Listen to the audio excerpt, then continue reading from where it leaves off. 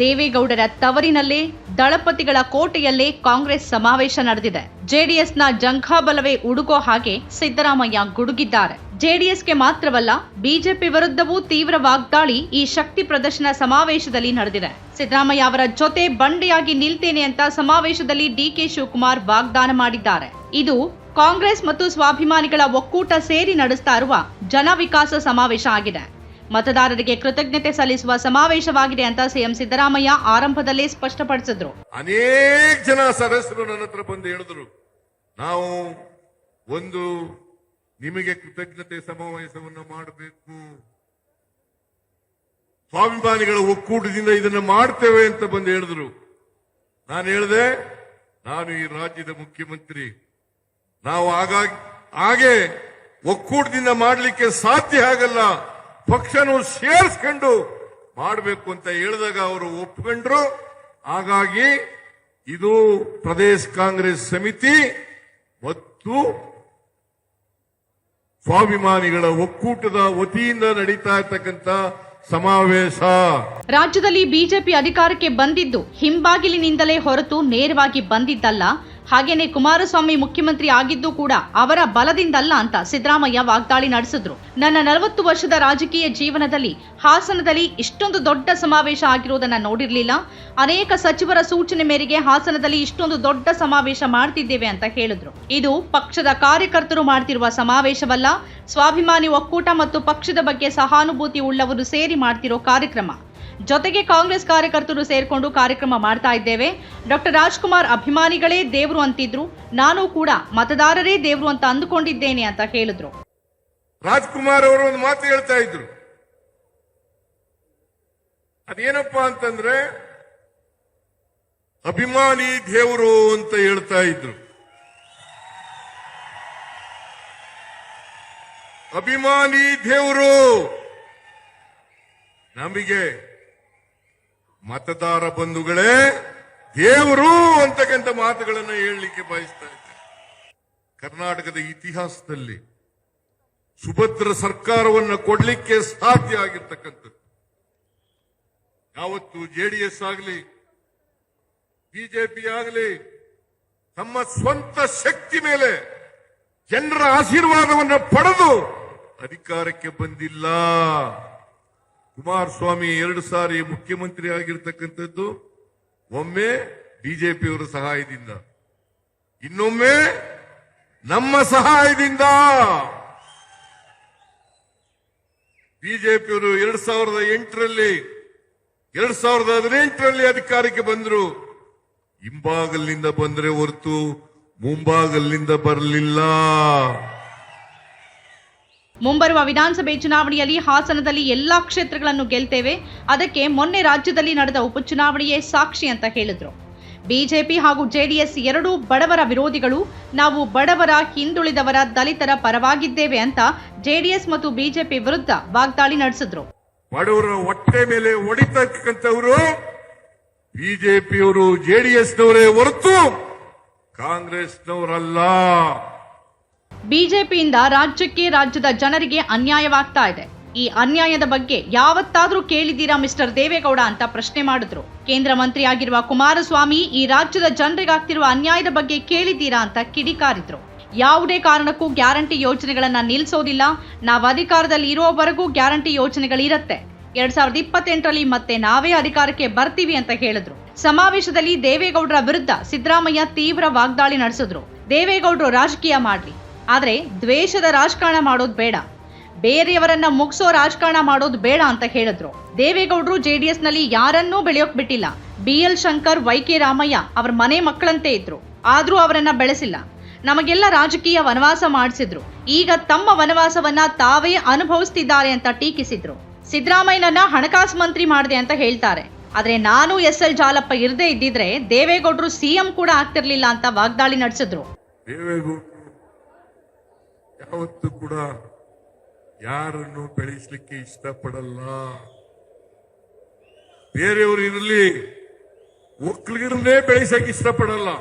ಚಂದ್ರೇಗೌಡನ್ ಬೆಳೆಸಿದ್ರ, ಪುಟ್ಟಸ್ವಾಮಿಗೌಡನ್ ಬೆಳೆಸಿದ್ರ, ಬೈರೇಗೌಡನ್ ಬೆಳೆಸಿದ್ರ, ಬಚ್ಚೇಗೌಡರು ಬೆಳೆಸಿದ್ರ, ಕೃಷ್ಣಪ್ಪನ್ ಬೆಳೆಸಿ, SD ಕೃಷ್ಣಪ್ಪನ್ ಬೆಳೆಸಿದ್ರ, ನಾಗೇಗೌಡರು ಬೆಳೆಸಿದ್ರ, ಬಚ್ಚೇಗೌಡರನ್ನ ಬೆಳೆಸಿದ್ರ, ವೈಕೆರಾಮಯ್ಯನ್ ಬೆಳೆಸಿದ್ರ? ಯಾರು ಬೆಳೆಸಿಲ್ಲ. B L Shankar ಅವ್ರ ಮನೆ ಮಗನ ತರ ಇದ್ದ, ಅವನಿಗೇನೆ ಬೆಳೆಸಲಿಲ್ಲ. ವೈಕೆರಾಮಯ್ಯ ಅವ್ರ ಮನೆ ಮಗನ ತರ ಇದ್ದ, ಅವನನ್ನು ಬೆಳೆಸಲಿಲ್ಲ. ಯಾರನ್ನು ಬೆಳೆಸಿದ್ರಿ? ನಮಗೆಲ್ಲ ರಾಜಕೀಯ ವನವಾಸ ತಂದ ದೇವೇಗೌಡ ತನ್ನ ದುರಂತಗಳನ್ನು ತಾನೇ ನೋಡುವ ಕಾಲ ಬರುತ್ತದೆ. ಯಾರು ಹೇಳಿದ್ರು ಇದು? ಆದ್ರೆ ಎಚ್ ಡಿ ಕೃಷ್ಣಪ್ಪ ಹೇಳಿರೋದು ಇದು. ದೇವೇಗೌಡ್ರೆ, ನೀವು ಯಾರನ್ನು ಬೆಳೆಸಿದಿರಿ ಹೇಳಿಯಪ್ಪ, ಯಾರನ್ನು ಬೆಳೆಸಿದಿರಿ ಹೇಳಿ. ದೇವೇಗೌಡ ಯಾವಾಗಲೂ ಹೇಳ್ತಾರೆ, ಸಿದ್ದರಾಮಯ್ಯನನ್ನ ನಾನು ಹಣಕಾಸಿನ ಮಂತ್ರಿ ಮಾಡಿದೆ, ಹಾಗಾಗಿ ಅವರು ಬೆಳಕಂಡ್ರು. ನಾನು ಕೇಳ್ತೀನಿ ಮಿಸ್ಟರ್ ದೇವೇಗೌಡ್ರೆ, ನಾನು ಜಾಲಪ್ಪನವರು ಇಲ್ಲೇ ಹೋಗಿದ್ರೆ 1994ರಲ್ಲಿ ನೀವು ಮುಖ್ಯಮಂತ್ರಿ ಆಗ್ಲಿಕ್ಕೆ ಸಾಧ್ಯನೇ ಇರ್ತಿರ್ಲಿಲ್ಲ ಅಂತಕ್ಕಂಥ ಮಾತುಗಳನ್ನ ಹೇಳ್ಬೇಕಾಗ್ತದೆ. ನಾನ್ ಜೆಡಿಎಸ್ ಬಿಡ್ಲಿಲ್ಲ, ಅವರೇ ನನ್ನನ್ನ ಉಚ್ಚಾಟನೆ ಮಾಡಿದ್ರು. ಆ ಹಿಂದೆ ಸಮಾವೇಶ ಮಾಡಿದ್ದಕ್ಕೆ ಉಚ್ಚಾಟನೆ ಮಾಡಿದ್ರು. ದೇವೇಗೌಡರು ನನ್ನನ್ನ ಬೆಳೆಸಲಿಲ್ಲ ಅಂತ ಆಕ್ರೋಶ ವ್ಯಕ್ತಪಡಿಸಿದ್ರು. ಕೋಮುವಾದಿ ಬಿಜೆಪಿ ಜೊತೆ ಹೊಂದಾಣಿಕೆ ಮಾಡ್ಕೊಂಡಿರುವ ನೀವು ಜಾತ್ಯತೀತ ಅಂತ ಕರೆಸ್ಕೊಳ್ಳೋಕೆ ಯೋಗ್ಯರಲ್ಲ, ಜೆಡಿಎಸ್ ನಲ್ಲಿರುವ ಜಾತ್ಯತೀತ ಪದವನ್ನ ತೆಗೆದುಹಾಕಿ ಅಂತ ಸವಾಲ್ ಹಾಕಿದ್ರು. ಅಹಿಂದ ಸಮಾವೇಶ ಮಾಡದೆ ಅನ್ನೋ ಒಂದೇ ಒಂದು ಕಾರಣಕ್ಕೆ ಹುಬ್ಬಳ್ಳಿನಲ್ಲಿ ನನ್ನನ್ನ ಪಕ್ಷದಿಂದ ಎಕ್ಸ್ಪೆಲ್ ಮಾಡಿಬಿಟ್ರು. ಮಾಧ್ಯಮದವರಿಗೆ ನಾನು ಮನವಿ ಮಾಡ್ಕೊಳ್ತೇನೆ, ದಯಮಾಡಿ ನಾನು ಪಕ್ಷ ಬಿಡ್ಲಿಲ್ಲ, ನನ್ನನ್ನ ಎಕ್ಸ್ಪೆಲ್ ಮಾಡಿದ್ರು. ದೇವೇಗೌಡರು ನಾನು ಬೆಳೆಸಲಿಲ್ಲ. ದೇವೇಗೌಡರನ್ನ ಮುಖ್ಯಮಂತ್ರಿ ಮಾಡಿದವರು ನಾವು ಅಧಿಕಾರದಲ್ಲಿ ಇರೋವರೆಗೆ 2028 ಮೇವರೆಗೆ ಗ್ಯಾರಂಟಿ ಯೋಜನೆಗಳು ಇರ್ತವೆ, ಮತ್ತೆ ನಾವೇ ಅಧಿಕಾರಕ್ಕೆ ಬರ್ತೇವೆ. ಗ್ಯಾರಂಟಿ ಯೋಜನೆಗಳನ್ನು ಮುಂದುವರಿಸ್ತೇವೆ. ದೇವೇಗೌಡರಿಗೆ ಕೊನೆ ಮಾತು ಹೇಳ್ತೀನಿ, ನೀವು ಕೋಮುವಾದಿಗಳ ಜೊತೆ ಸೇರ್ಕೊಂಡು ಜಾತ್ಯತೀತ ಜನತಾದಳ ಜಾತ್ಯತೀತ ಅಂತ ಇಟ್ಕೊಳ್ಳಿಕ್ಕೆ ಯಾವುದೇ ನೈತಿಕ ಹಕ್ಕಿಲ್ಲ ನಿಮಗೆ. ಕರ್ನಾಟಕದ ಇತಿಹಾಸದಲ್ಲಿ ಕಾಂಗ್ರೆಸ್ಗೆ ಮಾತ್ರ ಸುಭದ್ರ ಸರ್ಕಾರ ಕೊಡೋಕೆ ಸಾಧ್ಯವಾಗಿದೆ. ಕುಮಾರಸ್ವಾಮಿ 2 ಬಾರಿ ಸಿಎಂ ಆಗಿರೋದು ಬಿಜೆಪಿ ಮತ್ತು ಕಾಂಗ್ರೆಸ್ ಬೆಂಬಲದಿಂದ. ನಾವು 88 ಜನ ಗೆದ್ದಿದ್ರು ಸಿಎಂ ಆಗಿ ಅಂತ ಅಧಿಕಾರ ಕೊಟ್ರೆ ಅದನ್ನ ಉಳಿಸ್ಕೊಳ್ಳಿಲ್ಲ ಅಂತ ಹೇಳಿದ್ರು. ಚನ್ನಪಟ್ಟಣದಲ್ಲಿ ಹೋಗಿ ಮೊಮ್ಮಗನನ್ನ ಗೆಲ್ಸೋಕೆ ಕಣ್ಣೀರ್ ಹಾಕ್ತಾರೆ ದೇವೇಗೌಡರು. ಆದ್ರೆ ಹಾಸನದ ಹೆಣ್ಮಕ್ಳು ತಾಯಂದ್ರು ಅನ್ಯಾಯಕ್ಕೆ ಒಳಗಾಗಿ ಕಣ್ಣೀರ್ ಹಾಕ್ತಿದ್ದಾರೆ. ಒಮ್ಮೆ ಆದ್ರೂ ಇಲ್ಲಿಗೆ ಬಂದು ದೇವೇಗೌಡರು ಕಣ್ಣೀರ್ ಹಾಕಿದ್ದಾರಾ ಅಂತ ಪ್ರಶ್ನೆ ಮಾಡಿದ್ರು. ಕರ್ನಾಟಕಕ್ಕೆ ಬರಬೇಕಾದ ತೆರಿಗೆ ಪಾಲಿನಲ್ಲಿ ಅನ್ಯಾಯ ಆಗಿದೆ. ನಬಾರ್ಡ್ನಿಂದ ಬರುವ ಹಣದಲ್ಲಿ 58% ಕಡಿಮೆ ಆಗಿದೆ. ಇದನ್ನ ಈ ದೇವೇಗೌಡರು ಈ ಕುಮಾರಸ್ವಾಮಿ ಕೇಳ್ತಿದ್ದಾರಾ ಅಂತ ಪ್ರಶ್ನೆ ಮಾಡಿದ್ರು. ಸಮಾವೇಶದಲ್ಲಿ ಮಾತನಾಡಿದ ಡಿಸಿಎಂ ಡಿಕೆ ಶಿವಕುಮಾರ್, ಈ ಬಂಡೆ ಯಾವತ್ತಿದ್ರೂ ಸಿದ್ದರಾಮಯ್ಯ ಜೊತೆ ಇರ್ತೀನಿ ಅಂತ ಹೇಳಿದ್ರು. ನಮ್ಮ ನಡುವೆ ಯಾವುದೇ ಭಿನ್ನಾಭಿಪ್ರಾಯ ಇಲ್ಲ, ಸಿಎಂ ಜೊತೆ ನಿಲ್ತೀನಿ, ತಲೆ ಕೆಡಿಸ್ಕೊಳ್ಬೇಡಿ ಅಂತ ಭರವಸೆ ನೀಡಿದ್ರು. ಸಿದ್ದರಾಮಯ್ಯ ಜೊತೆ ಈಗಲೂ ಇರ್ತೇನೆ, ನಾಳೆನೂ ಇರ್ತೀನಿ, ಸಾಯೋವರೆಗೂ ಇರ್ತೀನಿ ಅಂತ ಸಿದ್ದರಾಮಯ್ಯನವರ ಅಭಿಮಾನಿಗಳಿಗೆ ಭರವಸೆ ನೀಡಿದ್ರು. ಈ ಮೂಲಕ ವಿಪಕ್ಷಗಳಿಗೂ ಸಂದೇಶ ಕೊಟ್ರು. ನಮ್ಮಲ್ಲಿ ಒಗ್ಗಟ್ಟಿದೆ, ನಿಮ್ಮಲ್ಲಿ ಬಿಕ್ಕಟ್ಟಿದೆ, ನಾವು ವಚನಭ್ರಷ್ಟರಲ್ಲ. ಮಂಡ್ಯ, ಮೈಸೂರು, ಚಾಮರಾಜನಗರ, ಚಿಕ್ಕಮಗಳೂರು, ರಾಮನಗರ, ಕೊಡಗು ಜಿಲ್ಲೆಗಳಲ್ಲಿ ಕಾಂಗ್ರೆಸ್ ಗೆದ್ದಿದೆ. ಮುಂದೆ ಹಾಸನದಲ್ಲೂ ಕಾಂಗ್ರೆಸ್ ಗೆಲ್ಲಲಿದೆ ಅಂತ ವಿಶ್ವಾಸ ವ್ಯಕ್ತಪಡಿಸಿದ್ರು. ತಲೆ ಕೆಡಿಸ್ಕೋಬೇಡಿ, ಮೈಸೂರಲ್ಲಿ ಈ ಬಂಡೆ ಡಿಕೆ ಶಿವಕುಮಾರ್ ಸಿದ್ದರಾಮಯ್ಯ ಜೊತೆ ಇರ್ತದೆ ಅಂತ ಹೇಳಿದ್ದೇನೆ.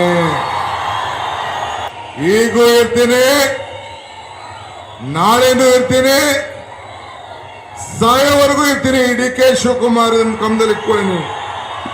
ಇದು ಈ ಕನಕಪುರದ ಬಂಡೆಯ ಇತಿಹಾಸ. ಕೆಎಂಎಫ್ ಅನ್ನ ಅಮೂಲ್ ಜೊತೆ ವಿಲೀನ ಮಾಡೋಕೆ ಹೊರಟಿದ್ರು.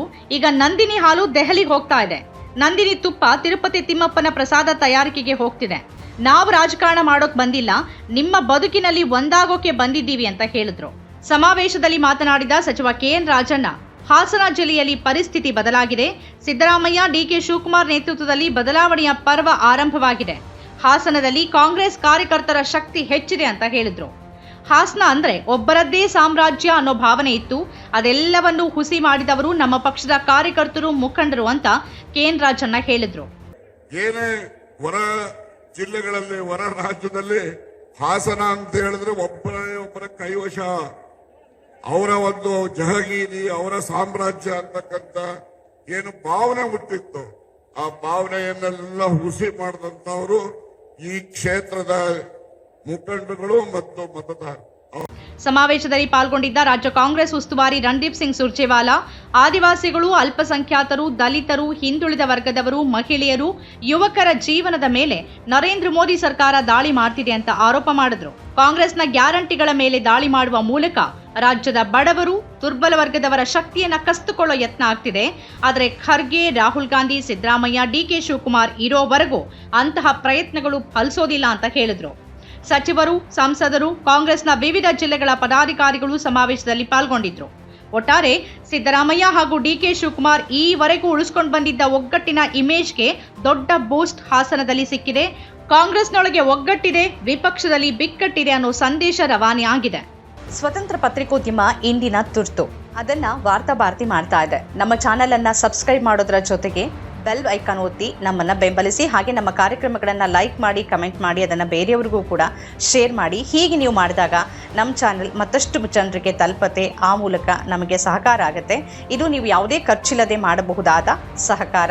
ಧನ್ಯವಾದ.